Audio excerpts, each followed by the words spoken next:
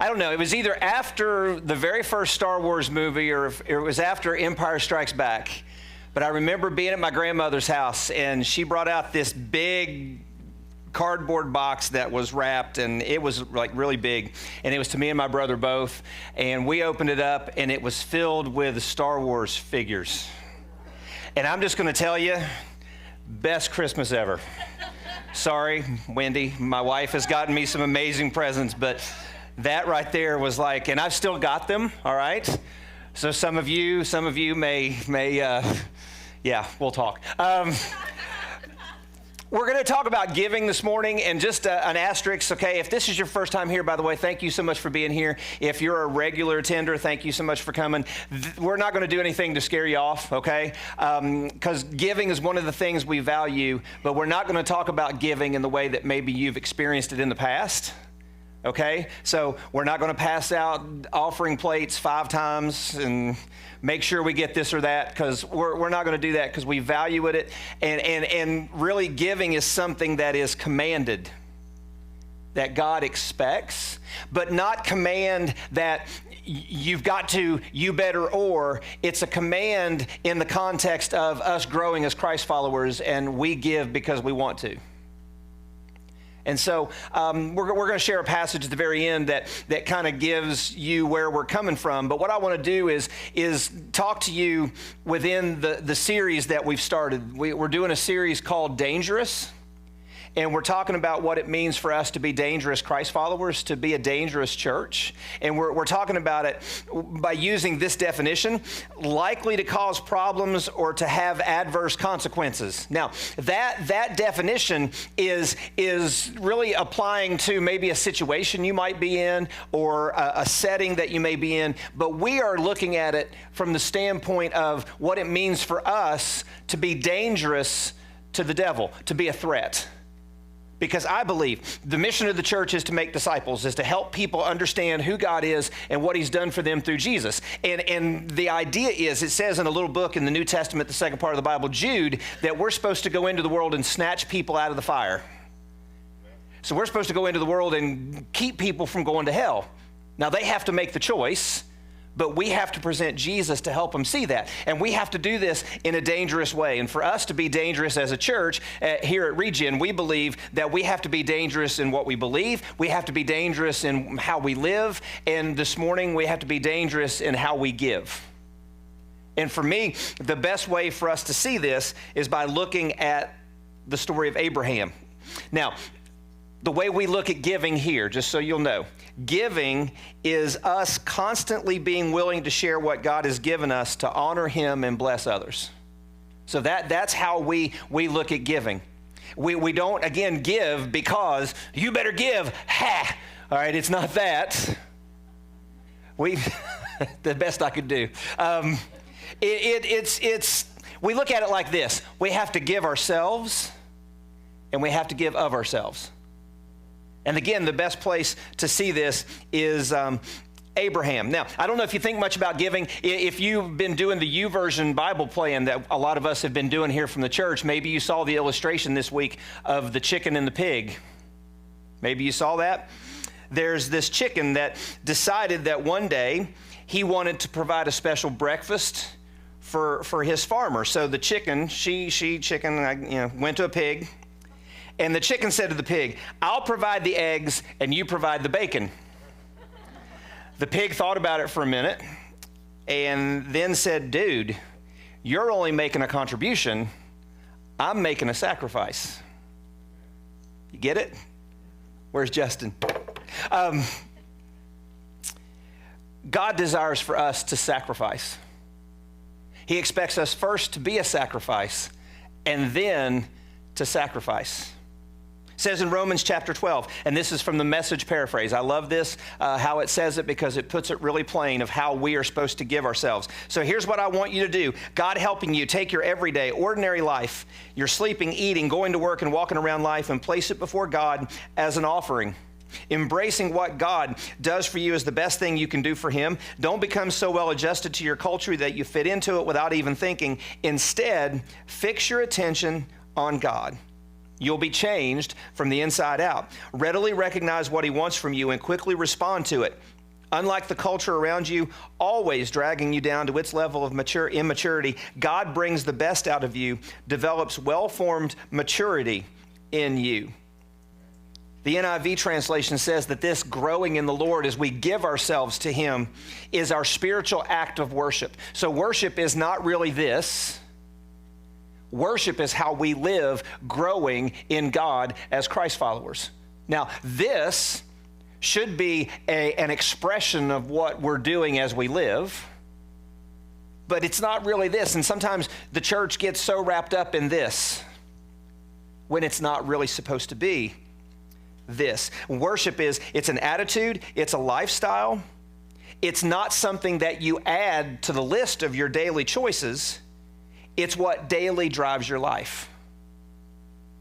And sometimes we get that confused. Our attitude of worship is what drives us every day. Theologian R.C. Sproul wrote in his book, The Gospel of God, an exposition of Romans. He said this: God does not ask us to bring in our livestock and burn it on the altar. He asks us to give ourselves, to put ourselves alive on the altar. To be a Christian means to live a life of sacrifice, a life of presentation, making a gift of ourselves to God. Some people think that all it takes to be a Christian is to scribble a check or to give a few hours of service here or there on special projects for the church, but that's not what believers are called to. My life is to be set apart and consecrated to God. That is what is acceptable to him. That is what delights him. That is what pleases him. That is the appropriate response to him and for him. And that very last phrase there, do you get that? It's the appropriate response to him and for him. We are expected to give ourselves to him and then give of ourselves for him. Give ourselves to him, give of ourselves for him. And again, sometimes we don't have that context when it comes to giving. Now, in Romans 12, the expectation that we saw is for the Holy Spirit to change us from the inside out. And he's to be a part of every aspect of our lives. And as we begin to grow in our faith, we see that for us to truly live this way, we have to first give ourselves to God. And the best example of this is the story of Abraham in the Old Testament. Now, in Genesis 12, we see Abraham, and he starts as Abram. And we see God calling him to leave his homeland. And God doesn't tell him specifically where he's going. He just tells Abram to pack up his family and pretty much his whole life and let God lead him. And what does Abram do? He packs up his family, packs up everything, and he leaves. Has no idea where he's going. Now, can you imagine that? You getting this impression, or God speaking to you and saying, okay, today I want you to just pack up your house, get your family, and just start driving. Oh, God, where am I going? You'll find out. Now, some of you wives, that's how you feel every time you go on a trip with your husbands. But think about God asking you, commanding you, just go. Now, in the process of this, God promises to not only lead Abram to a new place to live, but he also promises to use Abram to make a great nation. Because of his faith in God, Abram obeys, and God blesses him and fulfills his promise. In Genesis 15, God makes a covenant with him and continues to lead and guide him. And in Genesis 15:6, it says this about Abram: and he believed the Lord, and he counted it to him as righteousness. Now, what do you think it means, and it counted to him as righteousness? Somebody tell me, what do you think that means?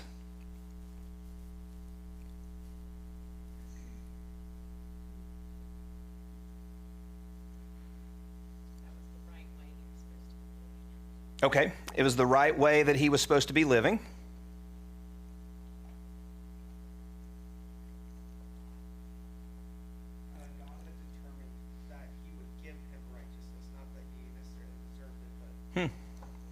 Okay. Abram's faith in God was his first step in his relationship with God. The way he obeyed God and followed God's lead showed he believed and that Abram was being changed from the inside out, which led to him living right in the eyes of God, which is simply what righteousness means. Righteousness is being right in the eyes of God. In Genesis 17, we see Abram continuing to live this life of worship and sacrifice, and God confirms his covenant with him and tells him to walk before me and be blameless. These are the two things required of us to live this lifestyle of sacrifice, of worship, of giving ourselves to God. It says that we're to continually strive to be in a constant relationship with God. That's walk before God. And then it says that Abram is to be blameless, to be set apart for him. And this means we strive for holiness. The NIV translates Romans 12 saying that we should be a living sacrifice. And to be honest, what's a sacrifice? A sacrifice is something that you give never expecting to get back. So if you're a living sacrifice, that means every day you're giving your life to God with the attitude of never expecting to get it back. You're wanting to give it and live right in his eyes. It says in the New Testament, in 1 Peter 1, but just as he who called you is holy, so be holy in all you do. For it is written, be holy because I am holy. It's a call to action. We have to strive for this. It's not doing things to be holy. It's because you're called to be holy that you do the things you do. Does that make sense? Sometimes we get it backwards and we want to start doing holy stuff before we have the desire to want to be holy, and it's really not that. It's God making us holy, and then the things we do are the proof or the evidence that we're being holy. We talk about it like this. Sometimes we need to remember that God is more concerned about who we're becoming than what we're doing. Sometimes people come to church, and whether they've made a decision to follow Jesus or not, they walk in the door and the church expects them to start acting holy. Have they ever made a decision to follow Jesus? No. Have they ever received the Holy Spirit? No. Do they understand any of it? No. But they got to start acting like it. And how long does that last? If you don't have the desire inward for the change to happen, how long is change going to take place? And how long is it going to last? Not long, because you're basing it on nothing. I'm just supposed to do this. So why do you think people get frustrated with going to church? They're constantly being told, don't have tattoos, don't drink, don't have sex, don't talk that way, don't do this, don't do that, don't wear that, don't look at this. And there's no change. Remember, you're changed from the inside out. As you're being changed from the inside out, the things you do will be changed. And it starts with us giving ourselves to God. And remember, being holy means that you're being set apart. That passage in Romans 12, it said, don't act like the culture around you, but step away from the culture and don't let it influence you. The NIV translation says, don't conform any longer to the pattern of this world. And the Greek for the word world there is the sinful system that's in place. Don't conform to it anymore, but be transformed. I wish I could do the noise from the old Transformers cartoon. But that's how it's supposed to be. You're supposed to change. One of the reasons why people get frustrated in church is because they're not being changed, and they're not understanding that change comes before the actions. And shame on us in the church when we expect the actions to happen before the change. Last week we saw that Paul, if you were at Norway with us or you watched online, last week we saw that Paul believed everything was a loss compared to knowing Jesus. He sacrificed everything. Everything was a loss. He says in Philippians 3 that his righteousness, what Cade mentioned, his righteousness doesn't come from the things he does, but through faith in Christ, the righteousness that comes from God and is by faith. And if you're wanting to follow along with some of this, on our app, the outline is there for this morning that's got scriptures and stuff if you want to follow along. And here, where does Paul say this, where does he say our righteousness comes from? It's through faith in Christ. It's through Jesus. It's what God has done for us through Jesus. That's where our righteousness comes from. You can't do anything to earn your righteousness. Understand that. So I don't know where you've gone to church or what your experience is. You can't earn what God has done for you. He's already done it for you through Jesus. So I can guarantee you, and if you ever feel like we're out of line here, kick us back in place. We're never going to want you to feel like or make you feel like you have to do anything to earn God's love or his grace or anything. You're not going to be doing anything to earn anything from us. The gospel is that God's already done it through Jesus and the cross and the empty tomb. Back in Genesis chapter 17, we see that God changes Abram's name to Abraham. Now, why do you think God changed Abram's name to Abraham? Those of you who may be familiar with the Old Testament, familiar with Abraham, why did he change his name? He gave him a new identity. We saw last week with Saul, who became Paul, and the week before that we saw with Peter, who was first Simon, and then Simon Peter, and then Cephas, and then Simon Peter.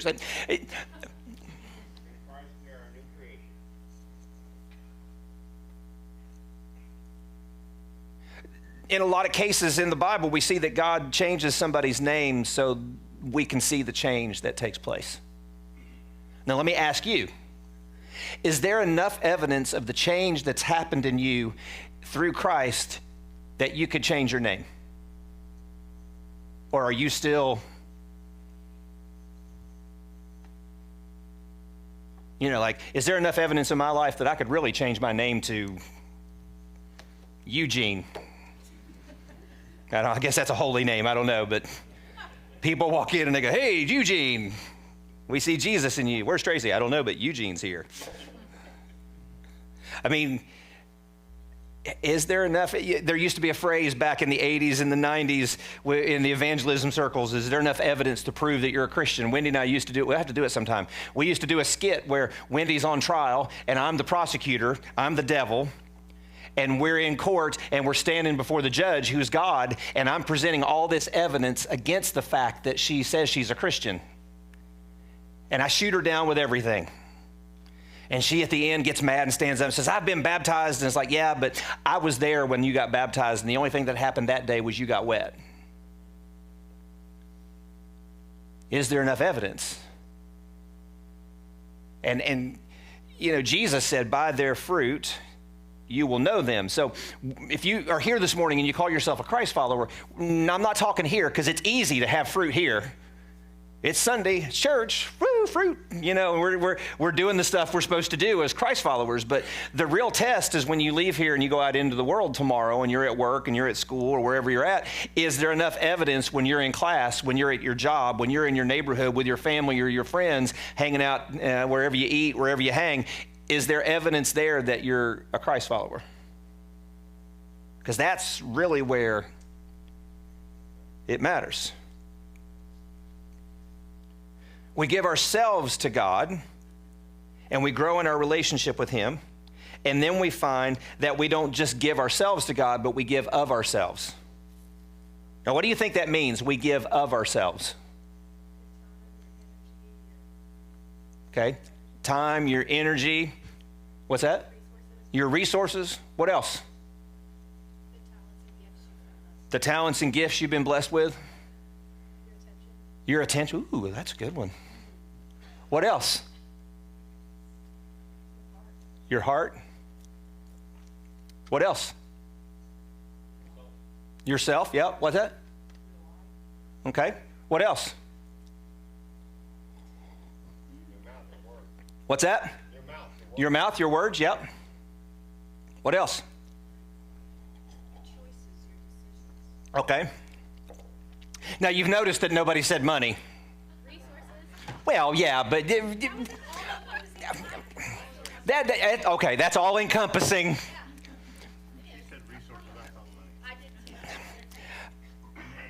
But what is that? I thought she meant money. Yeah. What?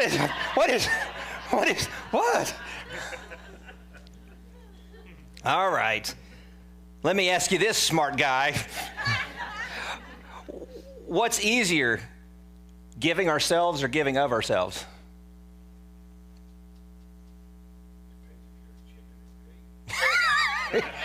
It depends if you're a chicken or a pig. So here's the question this morning. How many of us are chickens and how many of us are pigs?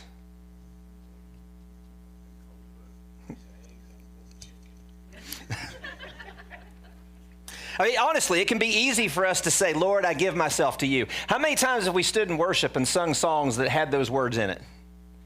And then we left and, well, you know. The difficulty comes when we start getting specific. Back to Abraham. In Genesis 15, God also promised that Abraham and his wife Sarah would have a son. Well, they both have a hard time believing this because at the time this was happening, Abraham was 100 and Sarah was 90. So the idea of them having a baby to them was so funny that at different times when God told them this, they both laughed in God's face. You know, I'm going to have, yeah, okay. And yeah, age was different back then, but still, 190. Actually, Sarah couldn't physically have a child. So for God to say you're going to have a baby, they're both like, well, okay, but yeah, all right. Between chapters 15 and 21, there's some drama because Sarah tries to take matters into her own hands because she doesn't really believe God and she wants to have a son, so she tries to do some things. Doesn't work out super well. But God's faithful to his promises, and eventually in chapter 21, Sarah gives birth to their treasured and precious son, Isaac. He's not only the living, breathing evidence of God's blessing and promise, but the result of Abraham's willingness to give himself to following God. But if Abraham thought he'd seen some stuff, he hadn't seen anything yet. Genesis chapter 22, if you want to go there and follow along, verse 1 of chapter 22. After these things, God tested Abraham and said to him, Abraham, and he said, here am I. Perfect example of words that are the evidence that you've given yourself to God. Here am I. He said, take your son, your only son Isaac, whom you love, and go to the land of Moriah and offer him there as a burnt sacrifice on one of the mountains of which I should tell you. What was Abraham's attitude when God called him?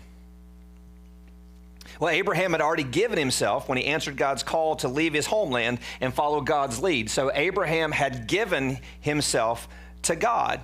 But what do you think was going through Abraham's head when he heard God say, hey, you know this son that you treasure, that you love, that's the evidence of my faithfulness to you? I want you to sacrifice him. What do you think was going through his head?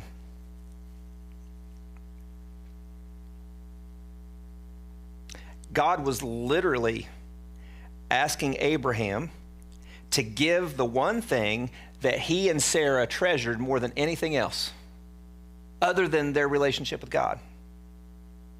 And you could almost, I don't know, it was God digging at Abraham. If you see there, when he says, take your son, your only son Isaac, whom you love. Was God digging at Abraham there? Was he saying that to really test where Abraham's treasure was? I mean, basically, God was calling Abraham to murder his son. Kill your son out of your worship to me. What was Abraham's response? Verse 3. So Abraham rose early in the morning, saddled his donkey, and took 2 of his young men with him and his son Isaac. And he cut the wood for the burnt offering and arose and went to the place of which God had told him. On the 3rd day, Abraham lifted up his eyes and saw the place from afar. Then Abraham said to his young men, stay here with the donkey. I and the boy will go over there and worship and come again to you. And Abraham took the wood of the burnt offering and laid it on Isaac his son. And he took in his hand the fire and the knife. So they went, both of them, together. Now, maybe we just don't see the struggle that Abraham had when God told him. But from what we see here, whether you struggled or not, Abraham obeyed. Because what does it say? Early in the next morning, he rose and off he went. Abraham obeyed. He got everything together, and from the way it reads, he headed towards Moriah. Now, why do you think Abraham acted so quickly? Because, I mean, we don't know. Maybe he stayed up all night and wrestled with this, but just got up that morning and knew. But why do you think he did it so quick?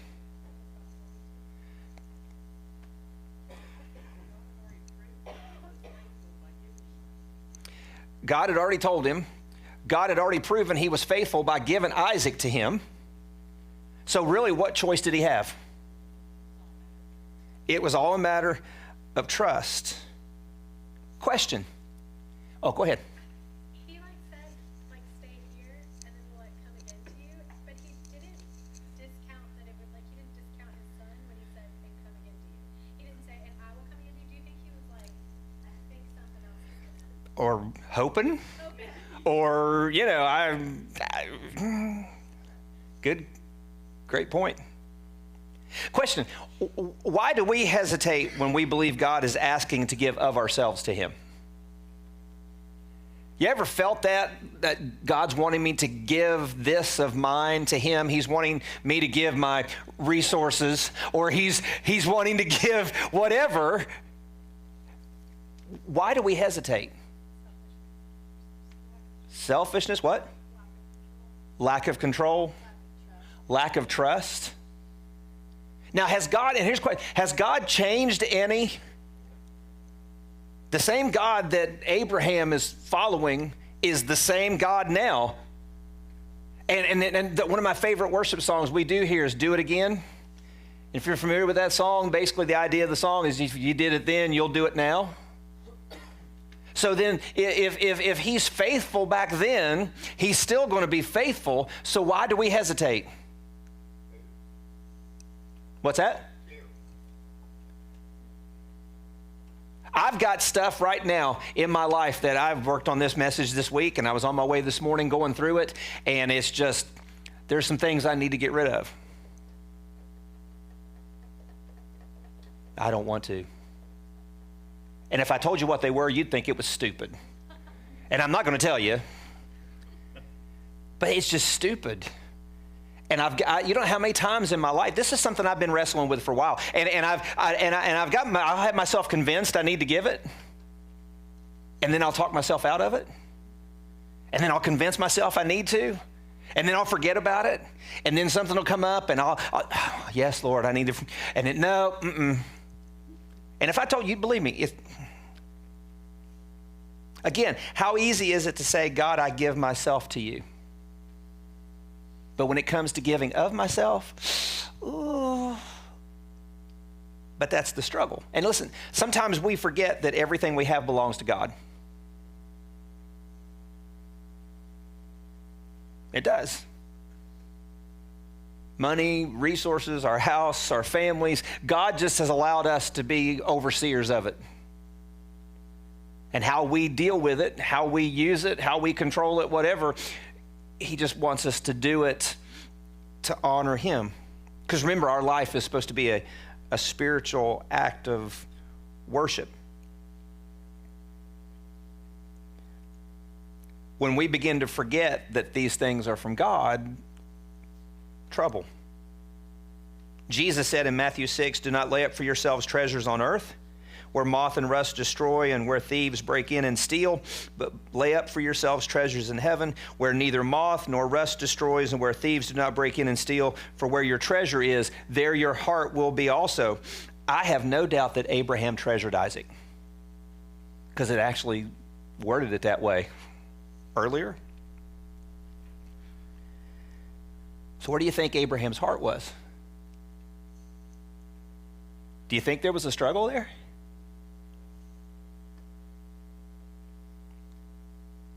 I've got no doubt that he treasured Isaac, but not enough to deny what God wanted. Question for you. What is it in your life that you treasure? And do you treasure it maybe more than what God wants from you? We'll come back to that. Verse 6. Chapter 22, and Abraham took the wood of the burnt offering and laid it on Isaac his son, and he took in his hand the fire and the knife. So they went both of them together. And Isaac said to his father Abraham, my father. And he said, here am I, my son. His son, he said, behold, the fire and the wood, but where is the lamb for a burnt offering? Abraham said, God will provide for himself the lamb for a burnt offering, my son. So they went both of them together. what was going through Abraham's mind as he grabbed the fire and the knife? And I wonder, as he held the knife, if it registered to him that Isaac was going to die by that same knife. And something else to think about, I don't know if you noticed it, but this trip was 3 days. So he had 3 days to be thinking about this with the knife and the wood and Isaac. Again, he knew the outcome, but he was still going. I wonder if we don't give of ourselves because we know what the outcome's going to be. You ever think about that? I'm not going to have as much me time as I normally would if I do something with the church. I'm not going to have enough money for... I know he doesn't love me. But if I break up with him, I'll never find anybody else. God, you can't be calling me to full-time ministry. What about the rest of my life? I mean, I can't quit this job. It's what I've always wanted to do. I wonder what's harder, deciding to give or the giving itself. I mean, you just heard me. I've wrestled with this for a while. I need to give it. Amen. Oh, no, I'm not going to. I need to give it. Oh, hey. What's that?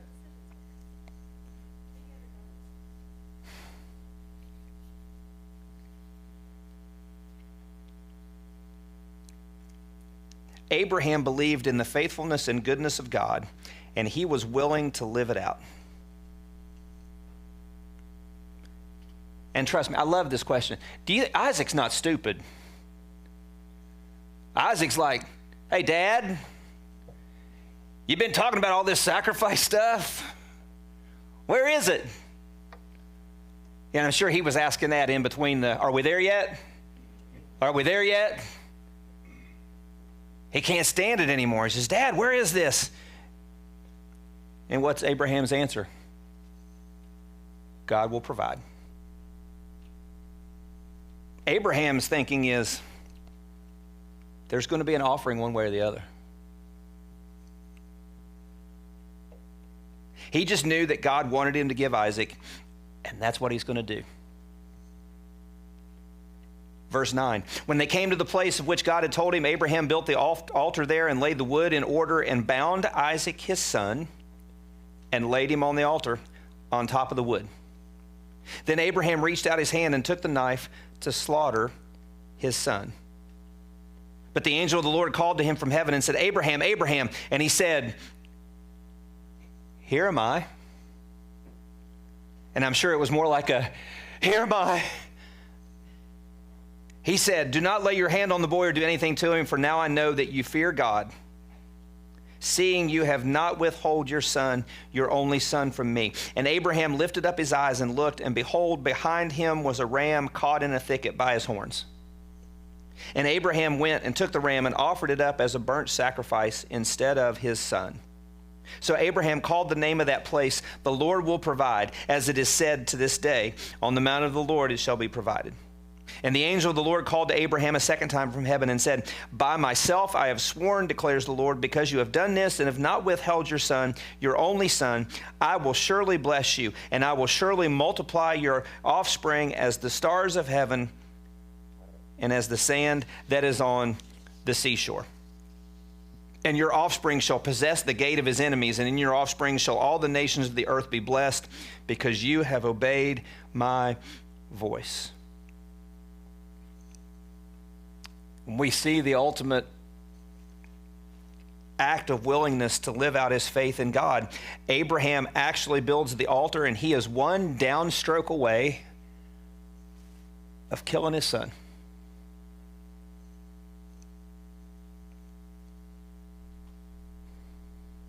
Is that faith? Is that trust? I don't think that he was just saying it just to pacify his son when he said, God will provide. I believe that Abraham knew, if I'm going to kill my son to show my worship and devotion, my righteousness to my father, I'm going to do it. And no matter how much it hurts, God will provide.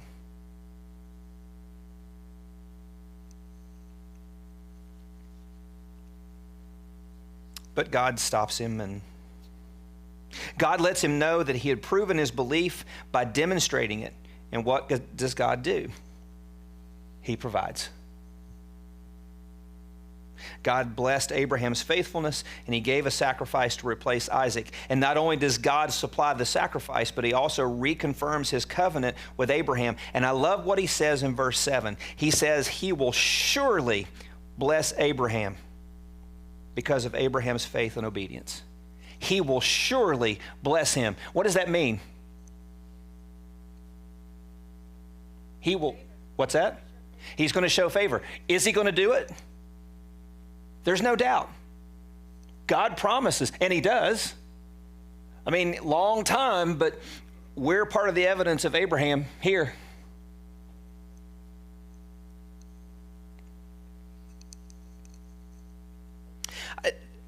I wonder if we have that same level of commitment as Christ followers. And I'm just going to ask the question this morning. What is it that you need to give up? And this isn't in the context of, okay, we're going to have the ministry time is going to be you coming up and laying things up here, and no, none of that, or we're going to take up a big offering. It's not going to be anything like that. First and foremost, we give ourselves, and then we give of ourselves. But I think we have to step back for a minute. And what is it that you need to give up that's keeping you from giving yourself to him fully, where you're going to believe that he will surely bless me and he's going to provide, and you're not doing it because he's going to bless you? Because this is the other thing too, I came up with a word a while back. I've shared this with people. There's the word positive, there's the word negative, and then there's the word facative. And if you're sharing facts, you're not being positive or negative, you're just sharing facts. And how many TV evangelists do we see that say, you need to give, because if you give, God will bless you? And they convince people to give, thinking that God's just going to give them stuff. And maybe he does, but they're doing it to influence them to give to their ministry, not give to God. And they wrap it in well, you just want to give to him. And back in Living Color days, homie, don't play that. Some of you don't have any idea what I'm talking about. Look it up sometime. But we don't play that. I can honestly tell you, I don't want you to give anything here if you don't want to give, because you're wanting to do it out of the faithfulness and trust you have in God for what he's called for you and what he's called for us. My goal here, our goal as a church family, is to help you be everything that God created you to be. The goal of the church, the mission of the church, is to make disciples, not have a big building and have a bunch of stuff. And you've heard me say that before. And that's the thing when you talk about giving, that's automatically where everybody's minds go to, and it's the church's own fault. Andy Stanley has a message about systems. And he says, you can't complain about the results of a system if that's the system you've put in place. And sometimes the church, we get down and we want to talk about, well, people hate it that we talk about money. I'm never going to be ashamed to tell you that, yes, it takes money for us to do ministry and be in the community and all of that, but that's not necessarily the goal of the church. The goal of the church is for you to become everything that God created you to be in Jesus. And all the stuff that we do is to help you do that. It's a means to an end. It's not the goal. So my question for you this morning is, what is in the way? I can guarantee you that some of those questions that I talked about earlier, I'm not going to have enough time to really follow Jesus the way he's calling me to. Because I want me time. If I start giving to the ministry of the church, I'm not going to have enough money. I'm going to have to quit getting this, or I'm not going to have that, or, I can't really follow. I can't break up with him or her. What are you calling me to do? You can't. I'm never going to find anybody as good as him. I can't quit this job. What do you mean? You're calling me to ministry? I've been in this job for 30 years, and now you're expecting me to give up all that, God? Because you're going to, what did Abraham say when Isaac said, hey, where's the sacrifice? What did Abraham say?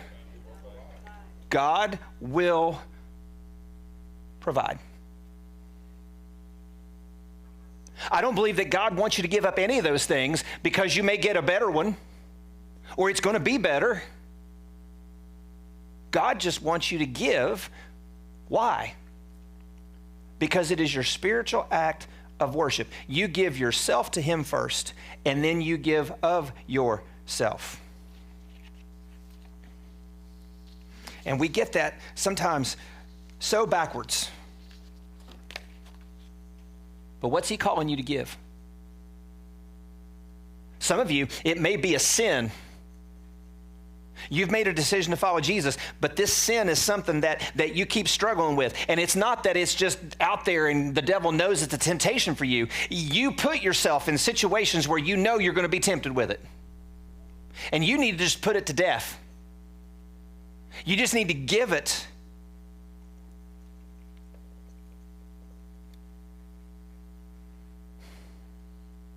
We're going to have our ministry time.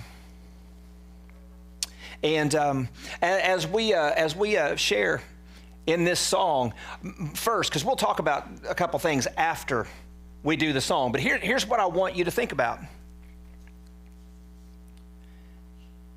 Before we can even think about giving of ourselves, before we can think about any of that stuff, we have to give ourselves to him. And that's the goal. And to be a Christ follower, what do you have to do? Well, what did we start with? Here's what God desires. Take your everyday, ordinary life, your sleeping, eating, going to work, and walking around life, and place it before God as an offering. So what do you need to give? What do you need to do? We're going to sing this song together. And I just want to ask you, what is it that you need to give up? What is it that you need to sacrifice? Maybe you've never sacrificed yourself. I'm going to be back there, and if you need to talk to somebody, if you need to pray with somebody, I'll be back there. Wendy is right here. Trish and Kim are over there. There are people that would love to talk with you. Jacob is over there. Jacob's one of our elders. Jacob would love to talk with you. There are people here. What is God calling you to do? Give yourself. God, I pray right now that whatever it is you're speaking to us about, whatever you're calling us to do, God, I pray that you would help us.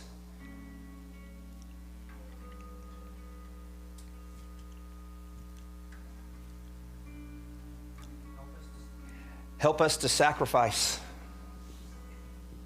And it first begins with sacrificing ourselves to you.